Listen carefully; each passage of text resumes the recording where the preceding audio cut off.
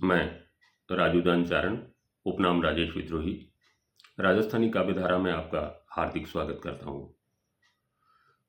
राजस्थानी नीति काव्य के कुछ दोहे आपके साथ शेयर कर रहा हूँ। कुबदी कदे न सुधरे सो सुबद्यारे संग, कुबदी कदे न सुधरे सो सुबद्यारे संग, के मूंज बिजो गंग में अंत तंग की तंग।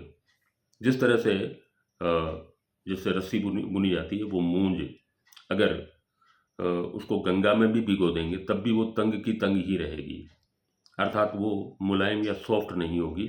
ऐसे ही जो कुबुद्धि जो व्यक्ति हैं वो कभी नहीं सुधरेंगे, भले ही आप कितने ही सुबुद्धि लोगों के साथ उनको आप बिठाओ, उनका संसर्ग रखो, लेकिन वो कभी सुधरेंगे नहीं। ऐसे ही आंधे आगल आरसी, आंधे आगल आरसी बहरे आगल गीत, के मूर्ख आगल रस कथा, तीनों एकन रीत। ये तीनों जो है वो बराबर है। अंधे के सामने अगर आप आईना लेके जाओगे तो कोई मतलब नहीं, कोई अर्थ नहीं। बहरे को आप कोई बहुत ही रसपूर्ण गीत भी सुनाएं तो कोई अर्थ नहीं है। ऐसे ही किसी मूर्ख व्यक्ति को अगर आप बहुत कोई रससिक्त कथा भी सुनाएंगे तो उसका कोई मानी नहीं है। तीनों एकल रीत, ये तीनों जो है वो बिल्कुल एक जैसे हैं, कोई फर्क नहीं है। एक और कि कवि कतरणी कुआड़ियो, कवि कतरणी और कुआड़ियो, जे मुख मोड़ा होए, कवि कतरणी कुआड़ियो जे मुख मोड़ा होए, पड़िया रहे पिछोकड़े सारन पूछे कोय। ये चीजें यहाँ देखिए आप, श्लेष का बहुत सुंदर उदाहरण है, श्लेष अलंकार का। कवि कैंची और कुलाड़ी, कवि कतरणी कुआड़ियो, जे मुख मोड़ा होए, इनका मुंह अगर भोंटा हो। अब मुंह भोंटे का आप अर्थ, मुंह के भोंटे होने का या मोड़ा होने का जो अर्थ है वो कवि के अर्थ में उसका संकोची होना, और कैंची और कुलाड़ी के अर्थ में उसके फलक का धारहीन होना, मोड़ा होना।